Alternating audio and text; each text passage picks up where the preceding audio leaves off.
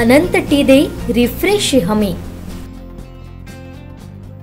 अमित सामंत यांनी झब्बा कुणाचा म्हटलं आणि त्यात पैसे कुठून आले ते समजलं नाही। माका ता समजला नाही, कोणाचा जॅकेट समजला नाही। मोदींनी नोटबंदी केली, मग जॅकेटमध्ये खिशात हात घालून पैसे येतात कुठून? मोदीजींना हे सांगावं लागेल।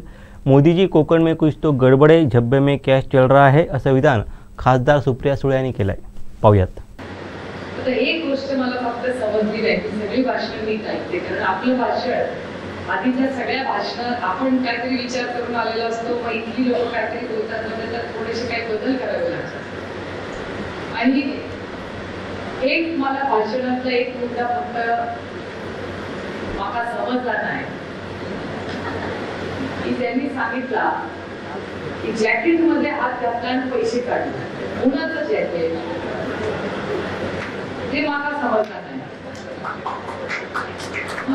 एक तर कुणाचं जॅकेट समजलं नाही आणि झब्बा आणि पैसे कसे आले।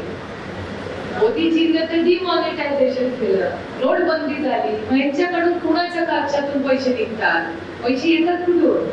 नोटबंदी झाली की नाही? अरे तुमच्याकडे पैसे आहेत का? आपलं सगळं क्रेडिट कार्डवर चालतं, आता तर मोबाईलवरच चालतं। तर पुढच्या खिशात हात घालवायचे, सांगा डायरेक्ट ट्रान्सफर करा, मोबाईल बसून आमच्या मोबाईल मध्ये याच्याकडून पैसे येतात कुठे? एक तर मला कळलंच नाही कुणाचा डब्बा, त्याच्यामुळे पत्रकारांना गैरसमज नसावे, बातमी लावताना पूर्ण लावा, अर्धी लावू नका। मला या भाषणाचा मुद्दा कळला नाही की धब्बा कुणाचा, कोण त्या धब्ब्यात हात घालतं आणि कुणाला पैसे देतं। मला मोदीजींना सांगावं लागेल दिल्लीला जाऊन कि मोदी जी कोकण में कुछ गड़बड़ हो रहा है, वहाँ कैश चल रहा है। आपने तो नोटबंदी की, कोकण में नोट कहाँ से आई? ये तो कुछ फेक दिख गया, नोटा जमाना खराब है।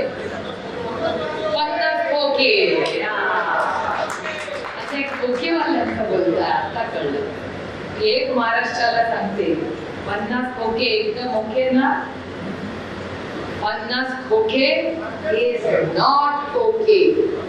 या राज्यामध्ये आम्ही काही पिकवणार आहोत। एक तुम्हाला सांगते, एकीकडे सत्ता आणि दुसरीकडे संघर्ष।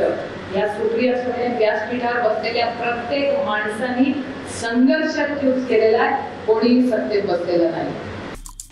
आमचे दिवसभरातले सर्व अपडेट्स, ताज्या घडामोडी आणि थेट लाईव्ह पाहण्यासाठी सबस्क्राइब करा, लाईक करा कोकणचं नंबर 1 महा चॅनल कोकण 7 लाईव्हचं YouTube चॅनल।